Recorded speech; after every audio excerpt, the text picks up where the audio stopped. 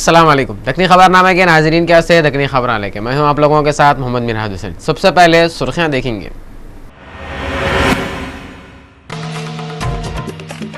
Telangana assembly के deputy speaker की post के वास्ते पद्मा देवेंद्र रेड्डी बगैर मुकाबले के सेलेक्ट हो गए।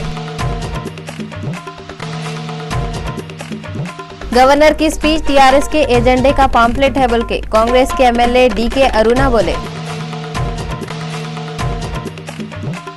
गर्मियों की छुट्टियां खत्म हो गए। 12 जून से हैदराबाद सिकंदराबाद के पूरे गवर्नमेंट और प्राइवेट स्कूल खुल गए। गर्मी से तपरे थे सो लोग 12 जून को सुकून के सांसा लिए। दिल्ली में अचानक बारिश और तेज हवाएं चलने से लोग बहुत खुश हो गए। मुंबई में 12 जून को समंदर का पानी सड़कों और घरों में घुस गया। और ब्राजील के वेटिकन सिटी में 12 जून से फीफा वर्ल्ड कप शुरू हुआ। अब खबरें तफसील से देखेंगे। तेलंगाना असेंबली के पहले डिप्टी स्पीकर की पोस्ट पे पद्मा देवेंद्र रेड्डी बगैर मुकाबले के सेलेक्ट हुए। चीफ मिनिस्टर के चंद्रशेखर राव और पूरे पार्टियों के लीडर ने डिप्टी स्पीकर को स्पीकर की कुर्सी पे बिठाए।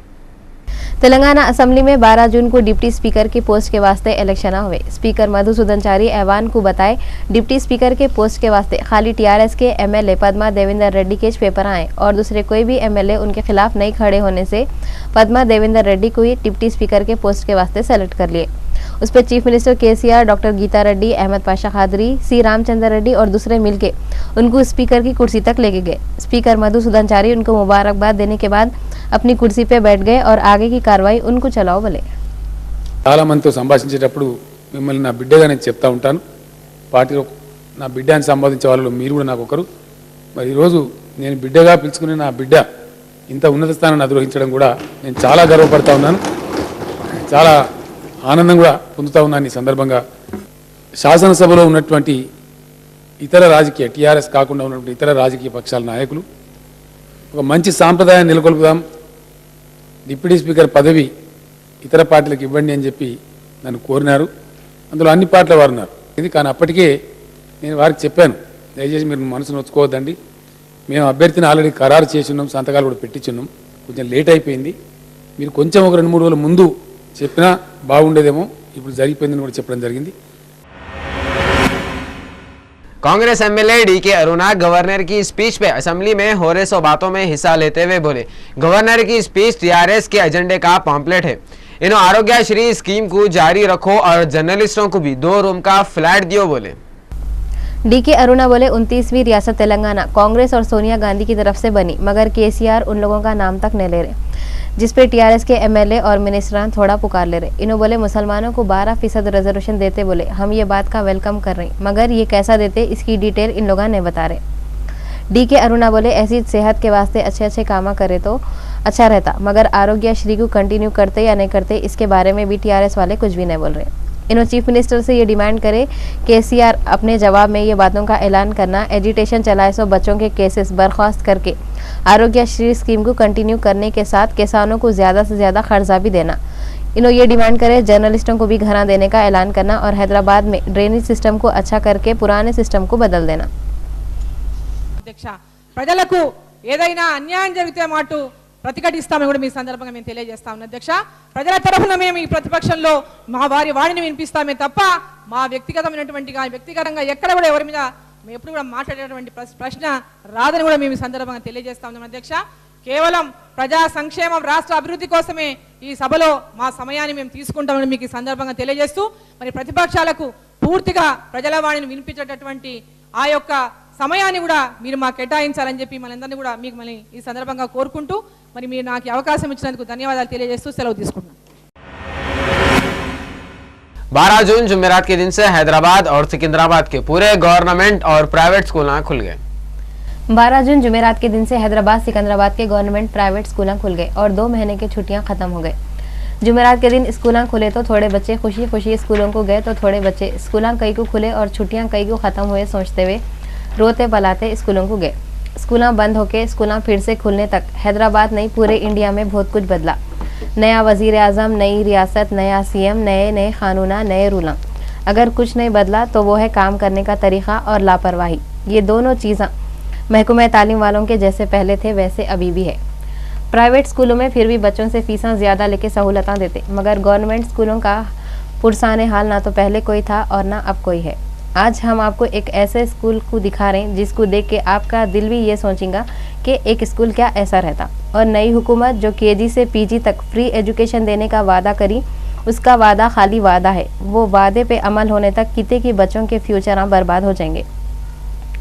स्कूल के बाहर खड़े तो ऐसा दिख रहा हम कोई पुराने कारखाने या गोदाम के सामने खड़े हुए हैं।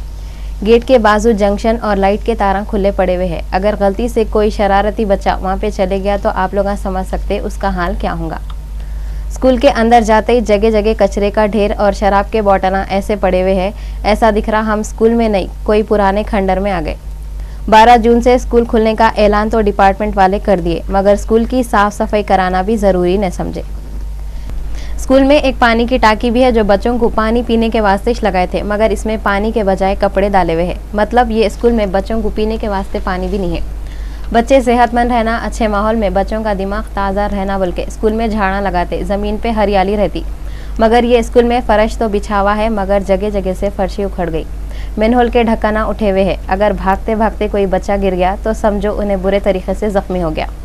हमारे रिपोर्टर शेख इस्माइल जब ये पूरे चीज़ों को कैमरे में कैद कर रहे थे, स्कूल के टीचर उनके ऊपर पुकारना शुरू कर दिए, जिससे हम ये बात का अंदाज़ा लगा सकते कि वो टीचर ये नहीं चाह रहे कि स्कूल की हालत सुधरना। जिस पे हमको एक शेर याद आ रहा जो कुछ ऐसा है, खुदा ने आज तक उस कौम की हालत नहीं बदली, खुदा ने आज तक उस कौम की हालत नहीं बदली जिसको ना हो ख्याल अपनी हालत के बदलने का।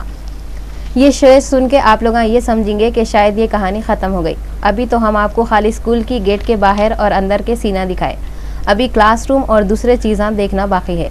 ये स्कूल में क्लास तो है मगर ना तो इसमें बच्चों के बैठने के वास्ते बेंचेस है और ना शतरंजी। जो क्लासों में बेंचा है वहाँ पे अंधेरा है, मतलब लाइटिश नहीं है। बच्चे अगर अंधेरे में पढ़ेंगे तो आँखें ख़राब हो सकते। ये ऐसा स्कूल है जहाँ ना तो बैठने के वास्ते बेंचेस है, ना लाइटा है, ना पीने के वास्ते पानी है और ना सफाई है, ना टॉयलेट सही है। हर तरफ गंदगी गंदगी। ऐसे स्कूल में पढ़ने से नहीं पढ़ना अच्छा है। जहाँ पे जाके बीमारी और तकलीफ़ा मिले मगर पढ़ाई नहीं मिले, वैसे स्कूल का क्या फ़ायदा। अब स्कूल में टीचर कितने हैं या है भी नहीं वो हमको नहीं मालूम। कई को बोले तो आज पहला दिन है और स्कूल का पहला दिन बोले तो सब बच्चे, अम्मा बाबा और टीचर ये समझते आज स्कूल का पहला दिन है, कोई भी स्कूल को नहीं आते। खैर, आप लोग जो भी ये स्कूल के बारे में देखे सुने वो सिर्फ एक स्कूल की कहानी है। पूरे हैदराबाद में ऐसे और कितने स्कूल हैं जहाँ पे ऐसे प्रॉब्लम है वो हमको भी नहीं मालूम। मगर अगर हुकूमत और एजुकेशन डिपार्टमेंट वाले चाहें तो हर स्कूल की हालत सही हो सकती। हर स्कूल में बुनियादी सहूलतें देके हुकूमत गरीब और मासूम बच्चों का फ्यूचर रोशन और ज़बरदस्त बना सकती। कई को बोले तो जो स्कूल की तस्वीर हम आप लोगों को बताए वैसे स्कूलों में पढ़ने से बच्चा नहीं पढ़ना पसंद करेगा। अब ये हुकूमत की जिम्मेदारी है कि खाली बातों के बजाय कामा करके लोगों को सहूलतें देना, और जो बच्चे हिंदुस्तान का आने वाला कल है इनको पढ़ाई लिखाई के सहूलतें देके हिंदुस्तान और हैदराबाद की तरक्की में अहम रोल अदा करना। यहाँ बिजाबा कर देते पूरे, जहाँ से वहाँ आते गवर्नमेंट का ये बोले तो और इसके बाप की जागीर है, कौन रोकता रोको हम आपको बोलते। कौन बोलते ये? बहुत जने बोलते, पब्लिक बोलती है यहाँ की। कंप्लेंट नहीं करे कभी पुलिस में? कंप्लेंट करे तो पुलिस को बुलाओ तो पुलिस आती नहीं जाती नहीं। लोकल लीडर को नहीं बोले, हमारे प्रिंसिपल साहब को नहीं बोले? प्रिंसिपल साहब को नहीं बोले, भी प्रिंसिपल साहब बोलना है। आप क्या काम करते हैं यहाँ पे? मैं वॉचमैन हूँ, रात दिन नहीं रहता हूँ मैं। रात दिन नहीं रहते जी। सब लोग बोल रहे आप ही पी के सो जाते हैं यहाँ पे। कौन बोलता जरा बताओ मेरे को आप। मैं रात तमाम एनी टाइम कभी भी आओ मैं होशियार रहता हूँ मैं। फिर यहाँ पे कौन पेशाब करता है हमारे को बताओ जरा। बताता हूँ मैं आपको, आओ सुबह के टाइम देख लो, आप दोपहर के टाइम देख लो, आप यहाँ के पेशाब करते हैं यहाँ पे। दिल्ली में कितने की दिनों से गर्मी से तपरे थे सो लोग 12 जून को इत्मीनान के सांसा लिए। अचानक बारिश और तेज हवाएं चलने लगे, लोग खुशी से उछलने लगे। ये साल दिल्ली में गर्मी 62 सालों का रिकॉर्ड तोड़ दी थी। गर्मी का पारा 48 तक चढ़े हुआ था। बर्फी कटौती, पानी की किल्लत, ये सब चीज़ों की तरफ से लोग बेजार होकर घरों से और अपने आप में से निकल जा रहे थे। हुकूमत खाली तसल्लियाँ दे रही थी। तसल्लियों से क्या होता? तसल्लियों से ना तो लाइट आती, ना नल खुलता और ना गर्मी दूर होती। आदमी जब चारों तरफ से मजबूर हो जाता तो कुदरत एक पल में मसला हल कर देती। वही दिल्ली जहाँ पे कल लोग कड़क धूप से बचने छतरियाँ लेके निकल रहे थे, जुमेरात के दिन पानी से बचने छतरियाँ लेके घरों से निकले। औरतें खाली घड़े सड़कों पे फोड़ दिए, औरतां सोच रहे होंगे एक दिन सब्र कर लेते तो वो खाली घड़े बगैर नल के पानी के बरसात के पानी से भर जाते।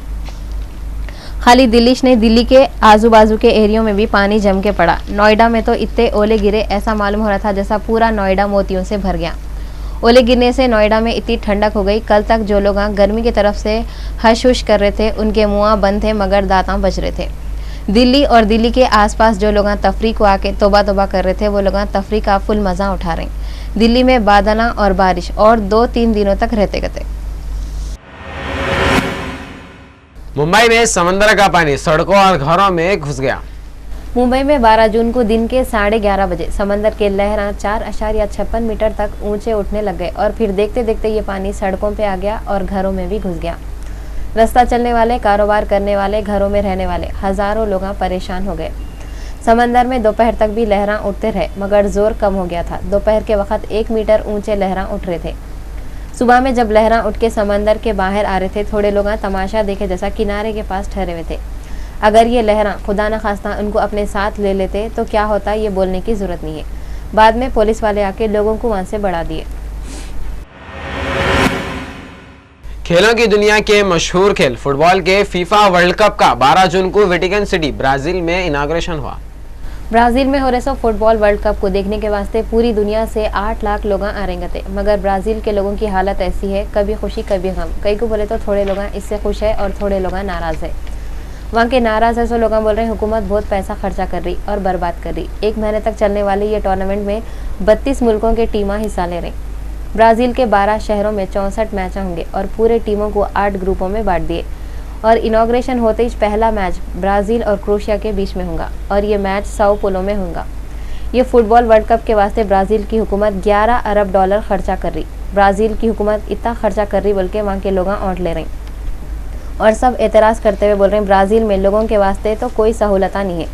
लोगों को ये शिकायत है कि लोगों को अच्छे तनख्वाहें नहीं मिलते और घर महंगे हैं, लोगों का जीना मुश्किल है। लोगों के इतने सारे परेशानियों को दूर करने के बजाय एक खेल के वास्ते हुकूमत इतना पैसा बर्बाद कर रही, ये कोई अक्लमंदी की बात नहीं है। और थोड़े लोग जो फुटबॉल को पसंद करते वो लोग बोल रहे हैं हमारे मुल्क में वर्ल्ड कप होने से मुल्क को रेवेन्यू मिलता, लोग देखने आते और अच्छी आमदनी होती जिससे फ़ायदा होता। और फुटबॉल के आशिक़ बोल रहे हैं कुछ भी हो जाए, कभी खुशी हो या गम, हम तो वर्ल्ड कप का मजा लेंगे। कांग्रेस के floor leader doctor Geeta Reddy assembly में बातें करते हुए डिप्टी स्पीकर पद्मा देवेंद्र रेड्डी को मुबारकबाद दिए और बोले तेलंगाना के पूरे औरतें इन्हों डिप्टी स्पीकर बने बोल के खुश हो गए थे। वक्फ बोर्ड के स्पेशल ऑफिसर शेख मोहम्मद इकबाल के काम करने का पीरियड 18 जून को खत्म होने वाला है। वेलफेयर माइनॉरिटी डिपार्टमेंट के पहले के सेक्रेटरी उमर जलील मीडिया वालों से बातें करते हुए बोले कि तेलंगाना में नया वक्फ बोर्ड बनाने का या शेख मोहम्मद इकबाल का काम करने का पीरियड बढ़ाने का फैसला तेलंगाना की हुकूमत करने वाली है। उनकी पोस्ट का टाइम खत्म हो रहा बल्कि हुकूमत को बोल दिए गए थे। उमर जलील बोले रमज़ान का महीना शुरू होने से पहले हुकूमत की तरफ से जो भी इंतजाम होने वाले हैं उसके बारे में बातें करने के वास्ते बहुत जल्दी मीटिंग होंगी कहते। विशाखापट्टनम में 12 जून जुमेरात को आंध्र प्रदेश के कैबिनेट की पहली मीटिंग हुई। जुमेरात के दिन आंध्र प्रदेश कैबिनेट की पहली मीटिंग विशाखापट्टनम में हुई। आंध्र प्रदेश के नए सीएम चंद्रबाबू नायडू हैदराबाद से विशाखापट्टनम को मीटिंग के वास्ते गए और वहां पे जाते पहले पूजा करे। पूजा करने के बाद इन्हों आंध्र प्रदेश यूनिवर्सिटी को गए जहाँ पे ये मीटिंग हो रही थी। रियासत अलग होने के बाद से आंध्र प्रदेश कैबिनेट की ये पहली मीटिंग थी और इसके वास्ते पुलिस वाले विशाखापट्टनम घाट पे सिक्योरिटी के फुल इंतजाम करे थे।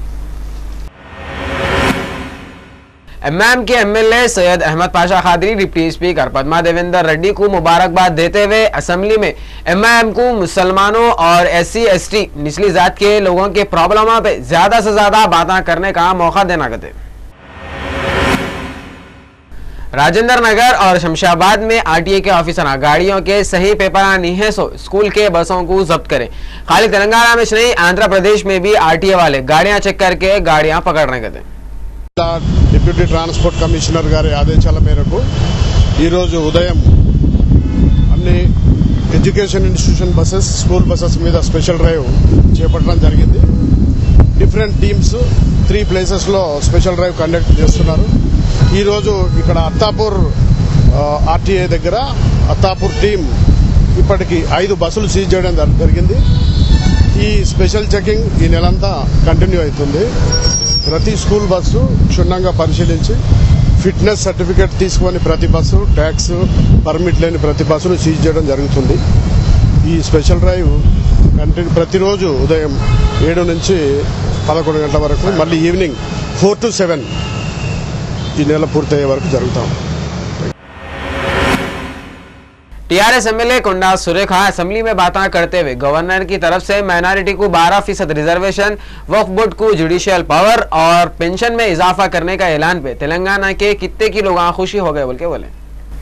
टीआरएस के एमएलए कोंडा सुरेखा असेंबली में गवर्नर की स्पीच पे बातें करना शुरू करते हुए बोले, ये असेंबली हॉल में पहले के सीएम किरण कुमार रेड्डी हरीश राव को बोले थे तेलंगाना के वास्ते 1 रुपया भी रिलीज नहीं करूंगा, मगर आज यहाँ पे तेलंगाना रियासत बन गई और किरण कुमार रेड्डी का पता तक नहीं है। इन्होंने बोले तेलंगाना रियासत केसीआर की कोशिश और कितने की बच्चों की जाना चले जाने के बाद ही मिली और आज तेलंगाना के 4 करोड़ लोग बहुत ही खुश है। एक तो तेलंगाना आ गया, दूसरा टीआरएस की हुकूमत होने से ये खुशियों को टीआरएस हुकूमत अच्छे काम करके पूरा कर देंगी। चीफ मिनिस्टर के चंद्रशेखर राव असेंबली के डिप्टी स्पीकर के पोस्ट पे पद्मा देवेंद्र रेड्डी को सिलेक्ट करे बोल के पूरे पार्टियों के फ्लोर लीडरों को थैंक यू बोले। केसीआर बोले तेलंगाना एजिटेशन चलाने वाली आज तेलंगाना असेंबली की डिप्टी स्पीकर बन गई। सीएम के चंद्रशेखर राव बोले पद्मा देवेंद्र 2001 से तेलंगाना एजिटेशन चलाए थे। इन्हों MA LLB तक पढ़े और पंचायत में फ्लोर लीडर भी रहे। इन्हों एक लीडर के साथ साथ अच्छे स्पोर्ट्समैन भी है। इनको डिप्टी स्पीकर सेलेक्ट होने पे मेरे को बहुत खुशी हुई। कई को बोले तो इन्होंने तेलंगाना एजिटेशन में भी हिस्सा लिए सो है। सीएम केसीआर बोले अपोजिशन लीडर उनसे जो डिमांड करे थे कि डिप्टी स्पीकर का पोस्ट अपोजिशन को देना, इन लोगों डिमांड करने में थोड़ी देर कर दिए। कई को बोले तो जब तक हम लोग पद्मा देवेंद्र रेड्डी का नाम पेश कर दिए थे। मीरपेट के पुलिस वाले गैर कानूनी गैस सिलेंडर रिफिलिंग के जगहों पे धावा करके 2 जनों को पकड़ लिए। मीरपेट के कितने की जगहों पे गैर कानूनी तौर पे गैस सिलेंडरों की रिफिलिंग कर रहे थे। पुलिस वालों को मालूम हुआ तो धावे करके 2 आदमियों को गिरफ्तार कर लिए और उनके पास से बहुत से सिलेंडर जब्त कर लिए। ఎస్ఓటి పోలీసులు దాడి చేసి పట్టుకోవడం జరిగింది. వాళ్ళపై మనం కేసు నమోదు చేసి అరెస్ట్ చేస్తున్నాం. అలాగే రాబోయే రోజుల్లో కూడా ఈ గ్యాస్ రీఫిల్లింగ్ చేస్తున్నటువంటి వాళ్ళని మనం గుర్తించి వాళ్ళందరిపైన కూడా కేసు నమోదు చేస్తామని। टीआरएस एमपी कविता मीडिया वालों से बातें करते हुए बोले सेंट्रल गवर्नमेंट तेलंगाना की तरक्की के वास्ते ज्यादा से ज्यादा फंड देना कहते। टीआरएस एमपी कविता सेंट्रल मिनिस्टर निर्मला सीतारमण से मिले और उनके साथ एक मीटिंग रख के उनको तेलंगाना में किसानों के प्रॉब्लम दूर करने और तेलंगाना की तरक्की के वास्ते सेंटर की हुकूमत ज़्यादा से ज़्यादा फंडा देना बोल के डिमांड करे। इन्होंने ये भी बोले किसानों को अनाज रखने के वास्ते गोदाम भी देना ज़रूरी है। సపరేట్గా ఒక బోర్డు లేకపోవడం వల్ల మేము కనీస మద్దతు ధర కానీ అదేవిధంగా పసుపు మీద జరగాల్సినటువంటి ఎటువంటి పరిశోధన అయినా సరే జరగకుండా పోతా ఉంది। దానివల్ల చాలా ప్రాంతాల్లో ఉన్నటువంటి పసుపు రైతులు, అది తమిళనాడు కావచ్చు, మహారాష్ట్ర కావచ్చు, అస్సాం కావచ్చు, ఒరిస్సా కావచ్చు, ఆంధ్రప్రదేశ్ కావచ్చు, తెలంగాణ కావచ్చు, ఈ రైతులందరూ కూడా నష్టపోతూ ఉన్నారు। కాబట్టి పసుపును సపరేట్ పంటగా గుర్తించి పసుపుకు ప్రత్యేకమైనటువంటి బోర్డు ఏర్పాటు చేయాల్సినటువంటి అవసరాన్ని వివరిస్తూ నిర్మలా సీతారామన్ గారితో కలవడం జరిగింది, మాట్లాడడం జరిగింది। पाकिस्तान में थोड़े दिन पहले दहशतगर्द जिन्ना एयरपोर्ट पे करे थे सो हमले की तहकीक कराने के वास्ते कमेटी बनाई। पाकिस्तान के सबसे बड़े शहर कराची के इंटरनेशनल एयरपोर्ट पे दहशतगर्द जो हमला करे थे उसकी तहकीक कराने के वास्ते एक कमेटी बनाई गई थी। पाकिस्तान की मीडिया के हिसाब से हमले की तहकीक के बारे में कराची पुलिस के बड़े ऑफिसर एक कमेटी बनाए जिसमें बड़े बड़े और माहिर लोग हैं और कमेटी का बड़ा DIG ईस्ट मुनीर शेख को बनाए गए थे। वेस्टइंडीज के खतरनाक बैट्समैन क्रिस गेल टेस्ट मैचों में 7000 रन बना लिए और वेस्टइंडीज के टीम में 7000 रन बनाने वाले इन्हों 8वें बैट्समैन हैं। वेस्टइंडीज के ओपनर बैट्समैन क्रिस गिल वैसे तो पूरी दुनिया में उनकी ज़बरदस्त बैटिंग की वजह से मशहूर है और सबसे ज़्यादा उन्होंने छक्के लगाने में मशहूर है, मगर इससे हटके क्रिस गिल टेस्ट मैचों में 7000 रन भी बना लिए। क्रिस गिल कीवीज टीम के खिलाफ 3 मैचों की सीरीज के पहले टेस्ट की दूसरी इनिंग्स में अपने 7000 रन पूरे कर लिए। जब उन्होंने दूसरी इनिंग्स में बैटिंग करने के वास्ते मैदान में उतरे तो उनको 7000 रन पूरे करने के वास्ते खाली 3 ही रन बाकी थे। उन्होंने सीधा मैदान में आके धनाधन रन बनाना शुरू कर दिए। क्रिस गिल की ज़िंदगी में ये 100वां टेस्ट मैच है। वेस्टइंडीज़ की टीम से 7000 रन बनाने वाले उन्होंने 8वें प्लेयर है। क्रिस गिल की उम्र 34 साल है और उन्होंने अब तक के खेले 100 टेस्ट मैचों की 176 इनिंग्स में 41 के एवरेज से 7007 रन बनाए, जिसमें 15 सेंचुरियां और 35 हाफ सेंचुरियां हैं। एक इनिंग्स में सबसे बेहतरीन स्कोर उनका 333 है और एक खास बात क्या है बोले तो उनकी टी शर्ट का नंबर भी 333 है। लोग आज सही बोलते, फिल्म इंडस्ट्री में ना तो दोस्ती हमेशा रहती ना दुश्मनी। शाहरुख खान और अजय देवगन 2 सालों से एक दूसरे की सूरत भी नहीं देखना चाह रहे थे, मगर अब गले मिल लिए। 2 साल पहले शाहरुख खान और अजय देवगन में जबरदस्त किरकिरी हो गई थी। दोनों एक दूसरे पे जी भर के कुड़कुड़ा लिए थे। हुआ ये था, शाहरुख खान की फिल्म जब तक है जान और अजय देवगन की फिल्म सन ऑफ सरदार एक ही दिन रिलीज हुई थी।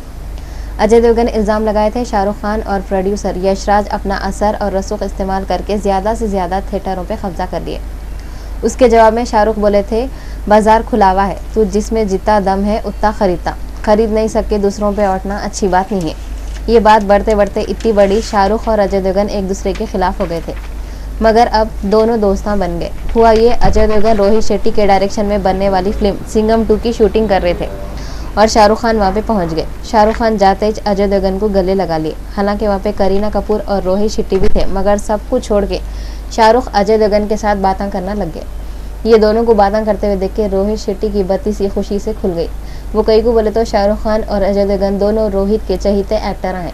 आप लोगों को याद ही चूंगा, शाहरुख खान और काजोल की जोड़ी को फिल्म देखने वाले बहुत पसंद करते। काजोल अजय देवगन की बीवी है। अलग अलग लोगों के अलग अलग शौक़ रहते। बाज़ शौक़ आदमी को बेइज्जत कर देते, बाज़ शौक़ आदमी की खुदत बढ़ा देते। मशहूर हीरो सलमान खान को तोहफे देने का शौक़ है। तोहफे देना बहुत अच्छी बात है। तोहफे देने से दूसरे के दिल में मोहब्बत पैदा होती, आदमी की कदर बढ़ जाती। सलमान खान के बारे में मशहूर है, उन्होंने लोगों की मदद करते, लोगों को तोहफे देते रहते। उनकी एक फिल्म आने वाली है जिसका नाम है कुक। ये फिल्म के स्क्रिप्ट राइटर रजत अरोड़ा की राइटिंग से खुश होकर सलमान खान उनको एक बहुत ही कीमती घड़ी तोहफे में दे दिए।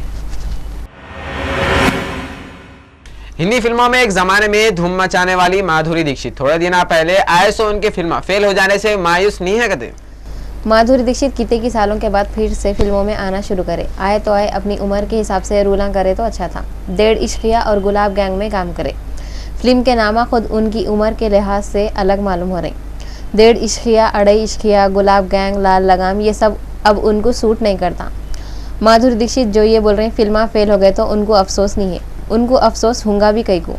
उनका क्या बिगड़ा, पैदल तो बेचारे प्रोड्यूसर हुए होंगे, पैसा तो प्रोड्यूसरों का और फिल्मा देखने वालों का बर्बाद हुआ। सब खंदक में अपन सफील पे बोले जैसा इन्हों तो फेस घट कर लिए होंगे।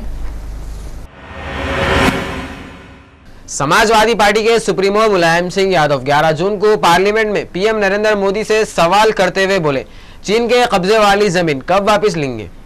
इन्हों मोदी से कितने की सवाल करे। इन्हों बोले, अगर आप पाकिस्तान और चीन के कब्जे में है सो जमीन वापस ला रही तो हम आपका सपोर्ट करेंगे। इन्हों बोले, नरेंद्र मोदी और पाकिस्तान के नवाज शरीफ के बीच में हुए सो बातों के बारे में पार्लियामेंट को बताना। इन्हों बोले, कश्मीर को कब वापस लेंगे। इन्हों बीजेपी के लीडरों पे इल्जाम लगाते हुए बोले, ये लोग बहुत माजूर है। मुलायम सिंह यादव बोले, 1971 में और 1984 में लोगों की लहर भी देखे थे और ये भी बोले, ये मत भूलो कि 1977 और 1989 में क्या हुआ था।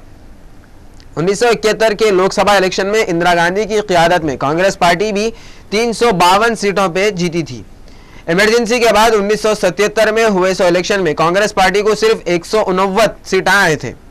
खुद इंदिरा गांधी भी रायबरेली से इलेक्शन हार गए थे। इन्हों बोले, ये सब बातें बीजेपी वालों को याद रखना जरूरी है। इन्हों बोले, महंगाई और बीजेपी और रोजगारी के बारे में टाइम लिमिट देना जरूरी है। हैदराबाद के डायरेक्टर ऑफ स्कूल एजुकेशन बोले, डीसेट कॉमन एंट्रेंस टेस्ट 15 जून 2014 को होगा। ये टेस्ट के टाइमिंग सुबह 10:30 बजे से 12:30 बजे तक रहेंगे।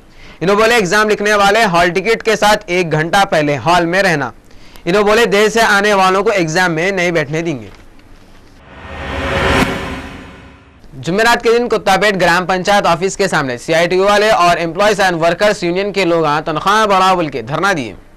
ये मुलाजिमा इनकी तनख्वाह महीने के 2500 से बढ़ा के 6700 करोड़ बोल के बोल रही और ईएसआई पीएफ और पहले की देना है सो तनख्वाह की डिमांड करते हुए धरना दिए। इन लोग बोल रहे, थोड़े दिन पहले भी इन लोग एक मेमोरेंडम दे के तनख्वाह बढ़ाओ बोल के बोले थे, मगर इन लोगों की ये डिमांड को कोई भी मैनेज नहीं करते और गए सो 2 महीनों से तनख्वाहें भी नहीं दिए करते। इन लोगों हुकूमत के खिलाफ नारे भी लगाए और इन लोगों के डिमांड पूरे करो बोल के भी बोले। मेहदीपट्टनम आरटीसी बस डिपो के ड्राइवर हमारे रूयल और रूबी चैनल के रिपोर्टर कासिम अंजुम को बहुत बुरी तरीके से मारे और उनका कैमरा भी तोड़ दिए। Qasim Anjum reporter real channel Ruby channel के कैमरामैन पे आज मेहदीपट्टनम आरटीसी बस डिपो के लोग गुंडागर्दी करते हुए मारम पीटी करे। मेहदीपट्टनम बस डिपो में अंदर जाने की इजाज़त नहीं लिए बोल के इनको मारम पीटी करे। इनके पास था सो कैमरा भी तोड़ के चिंदियाँ कर दिए। वहाँ पे कितने के लोग थे मगर कोई भी उनको बचाने के वास्ते आगे नहीं आए। इन्हों चीखते चिल्लाते डिपो से खूनम खान होकर बाहर निकले। यहाँ पे एक सवाल हमारे दिमाग में उठा कि आखिर डिपो में ऐसा क्या हो रहा था जिसकी वजह से वहाँ के लोग हमारे कैमरामैन को मारने पे मजबूर हो गए। अगर उन्होंने बगैर इजाज़त लेके डिपो के अंदर जा रहे थे तो कौन सा जुर्म कर रहे थे और ऐसा क्या हुआ था जिसकी वजह से उनको इतना मारपीट करे। अंजुम कासिम को इलाज के वास्ते उस्मानिया दवाखाने में शरीक कर दिए जहाँ पे उनका इलाज चल रहा। बता रहे थे आदमी के ऊपर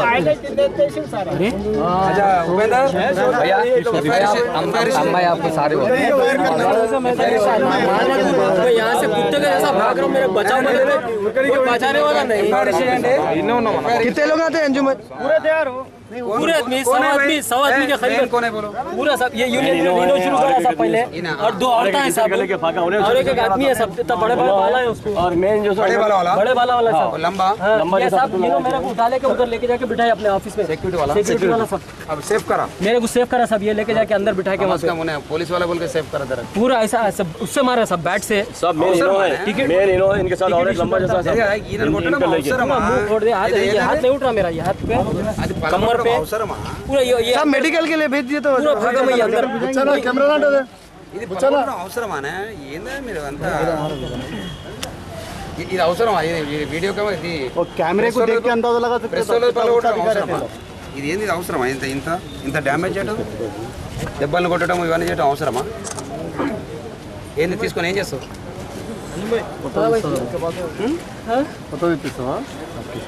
ఆయన ఒప్పుకుంటే నేను ఇన్నే వదిలేసిపోతా నాకేం కేసు పెట్టాలి क्या होना जी नया दिलाता कहते सारी बोल रहे नया दिलाता कहते क्या होना बोलो बेटा नहीं नहीं मानना तो गलत है। ये यूनियन लीडर है और कैमरा का कैसा जी कैमरा साहब बोल रहे हैं केस करिए कैमरा साहब नया दिलाता हो कैमरा अरे केस करने वाले क्या नया दिलाता है। बीजेपी वाले बोले नए लोकसभा में कितने की दिनों से रुका हुआ वुमेन प्रोटेक्शन बिल पास होना जरूरी है। फॉरेन मिनिस्टर सुषमा स्वराज बोले प्रेसिडेंट ऑफ इंडिया अपनी तकरीर में बोले कितने की पार्टियां वाले औरतों के बारे में बोले मगर हम एक औरत को गुजरात का सीएम बनाए। इन्होंने ऐवान के पूरे मेंबरों से अपील करते हुए बोले पार्लियामेंट में बिल पेश करे सो वक्त इसकी तायद करना। इन्होंने बोले कांग्रेस पार्टी अच्छे काम नहीं कर रही थी, इस वास्ते 2014 के इलेक्शन में बहुत बुरी तरीके से हार गई और अपोजिशन में भेजने के काबिल भी नहीं रही। आम आदमी पार्टी के लीडर अरविंद केजरीवाल दिल्ली में कितने की दिनों से चल रहे सो लाइट के प्रॉब्लम के बारे में पीएम नरेंद्र मोदी से यह मसले को हल करो बोल के रिक्वेस्ट करे। अरविंद केजरीवाल नरेंद्र मोदी से रिक्वेस्ट करते हुए बोले ये प्रॉब्लम को जल्दी से जल्दी हल करो। दिल्ली के लोग लाइट की तरफ से बहुत बहरान है, ऊपर से लोगों को कड़क धूप अलग दम कर रही। लोग बहरान होके दिल्ली छोड़ के चले जाना बोल रहे। दिल्ली में पहले सदर राज लगे हुआ है। आम आदमी पार्टी वाले बोल रहे हैं सेंटर में बीजेपी की गवर्नमेंट है, लाइट के प्रॉब्लम को हल करना इनकी जिम्मेदारी है। इन्होंने बोले दिल्ली में जैसा लाइट कट हो रही वैसा छोटे गांव में भी नहीं होती। इन्होंने बोले राजधानी का हाल गांव से भी बदतर करके रख दिए। उत्तर प्रदेश के ठाकुर द्वारा इलाके में 12 जून को एक लड़की की लाश झाड़ से लटकी हुई मिलने से इलाके में सनसनी फैल गई। मालूम हुआ तो पुलिस वाले आके लाश को पोस्टमार्टम के वास्ते भेज दिए और इंक्वायरी में लग गए। उत्तर प्रदेश में जिला दियोरिया के सलीमपुर में 12 जून को पूर्णिया गांव के नजदीक एक तेज गाड़ी एक टेम्पो को टक्कर दी जिसकी वजह से 4 लोग मर गए। हिमाचल प्रदेश की ब्यास नदी में डूबने वाले स्टूडेंटों के 2 और लाशें निकाले। अभी तक टोटल 8 लाशें मिले, बाकी डूबे हुए बच्चों के लाशों को ढूंढ रहे कहते। डीसीपी श्रीनिवास बोले लाशों को पहचानना मुश्किल होते जा रहा। कई को बोले तो हादसा होके 5 दिन हो गए, लाशें पहचाने नहीं जा रही। मरकज के डिजास्टर मैनेजमेंट टीम के सदर एम शशिधर रेड्डी नदी में बच्चों को तलाश कर रहे सो जायजा लिए। आप लोगों को मालूम है गए सो इतवार को हैदराबाद के 24 इंजीनियरिंग स्टूडेंट हिमाचल प्रदेश में ब्यास नदी में सैर करते वक्त बह गए थे। उनमें से अभी तक खाली 8 बच्चों की लाशें मिले, बाकी बच्चों के लाशों की तलाश चल रही। यूपीएससी का इम्तिहान जो 2013 में हुआ था इसका रिजल्ट 12 जून को जारी कर दिए। यूनियन पब्लिक सर्विस एग्जामिनेशन जो 2013 में हुआ था, इसका रिजल्ट आज डिक्लेयर कर दिया। इसमें 1122 उम्मीदवार पास हुए। ये इम्तिहान दिसंबर में हुआ था। डुप्लीकेट गैस सिलेंडर बना रहे 103 लोगों की टोली को 12 जून को वेस्ट जोन के पुलिस वाले पकड़ लिए। निमोली अड्डे के पास थोड़े दिन पहले गैस डुप्लीकेट बेचने पे बड़ा हिस्सा हो गया था। इस पे वेस्ट जोन डीसीपी पुलिस वालों की एक टीम को वहां पे लगा दिए थे। आज वो टीम 3 गैंग के लोगों को पकड़ ली। इनके पास से 138 डुप्लीकेट सिलेंडरों को भी पकड़ लिए। बाद में ये धोखेबाजों को मीडिया के सामने लेके आए। हिमाचल प्रदेश के वाक़े पे खुतबुल्लापुर के VNR विज्ञान ज्योति कॉलेज के स्टूडेंटों का आज कैंडल मार्च करें। हिमाचल प्रदेश के वाक़े पे आज हल्के असम्बली खुतबुल्लापुर के बाजपल्ली रोड VNR विज्ञान ज्योति कॉलेज के स्टूडेंट, जिनमें इनरो पावन मीडिया के सामने बातें करते हुए बोले ये कॉलेज की गलती नहीं है बल्कि वो लोगों की गलती की वजह से ऐसा हुआ। मीडिया के सवाल पे क्या आप लोग मरे 100 बच्चों के घर वालों को कुछ भी पैसे देते क्या, तो स्टूडेंट खामोश बैठ गए। बाद में गम में कॉलेज के मरे 100 बच्चों के फोटो पे कैंडीला लगा के रो रहे थे। हल्का असम्बली खुतबुल्लापुर में विजिलेंस वाले घरों में घुस के पीने के पानी के मोटरों को जब्त करे। हल्का असम्बली खुतबुल्लापुर के रोडा मेस्त्री नगर के वड्डर बस्ती में अचानक वाटर डिपार्टमेंट के लोग जीप लाके वहां के लोगों के घरों में घुस के पानी के पीने के वास्ते लगाए थे 100 मोटरों को खींच के जीप में डाल दिए। वहां की पब्लिक खूब धरना दी और बोले पानी के बगैर हम लोग वहां कैसा जिंदा रहना, पहले पानी नलों में सही नहीं आ रहा, इस वास्ते हम लोग वहां मोटाना लगाए। वहां पे जीडी मेटला पुलिस के लोग भी आए हुए थे। बाद में कांग्रेस के कॉर्पोरेटर शशि गिरी वहां पे आए तो पब्लिक बहुत ही बमबड़ियां मार ली। मलाबार गोल्ड ज्वेलर्स वालों के पास 11 जून को 1 तोला सोने की कीमत ये रही। 22 कैरेट सोना 25,310 रुपए और 24 कैरेट सोना 26,790 रुपए। अब अपन तेलंगाना के 10 जिलों के मौसम के हाल के बारे में देखेंगे। हैदराबाद कम से कम 24 दर्जे हरारत और ज्यादा से ज्यादा 39 दर्जे हरारत। खम्मम कम से कम 27 और ज्यादा से ज्यादा 44। मेदक कम से कम 24 और ज्यादा से ज्यादा 39। वरंगल कम से कम 23 और ज्यादा से ज्यादा 42। करीमनगर कम से कम 28 और ज्यादा से ज्यादा 38। महबूबनगर कम से कम 24 और ज्यादा से ज्यादा 39। आदिलाबाद कम से कम 33 और ज्यादा से ज्यादा 41। नलगुंडा कम से कम 24 और ज्यादा से ज्यादा 39। निजामाबाद कम से कम 28 और ज्यादा से ज्यादा 40 और रंगारेड्डी कम से कम 24 दर्जे हरारत और ज्यादा से ज्यादा 39 दर्जे हरारत रिकॉर्ड करें। आखिर में सुर्खियां एक बार फिर देखेंगे। तेलंगाना असेंबली के डिप्टी स्पीकर की पोस्ट के वास्ते पद्मा देवेंद्र रेड्डी बगैर मुकाबले के सेलेक्ट हो गए। गवर्नर की स्पीच टीआरएस के एजेंडे का पॉम्पलेट है बोल के कांग्रेस के एमएलए डीके अरुणा बोले। गर्मियों की छुट्टियां खत्म हो गए। 12 जून से हैदराबाद सिकंदराबाद के पूरे गवर्नमेंट और प्राइवेट स्कूल खुल गए। गर्मी से तपरे थे सो लोग 12 जून को सुकून के सांसा लिए। दिल्ली में अचानक बारिश और तेज हवाएं चलने से लोग बहुत खुश हो गए। मुंबई में 12 जून को समंदर का पानी सड़कों और घरों में घुस गया। और ब्राजील के वेटिकन सिटी में 12 जून से फीफा वर्ल्ड कप शुरू हुआ। नाज़रीन, नकमी खबरनामे में बस इतना और अच्छी खबरें लेके मैं फिर आता हूँ। जब तक देखते रहो रियल चैनल और हंसते मुस्कुराते रहो। अल्लाह हाफिज।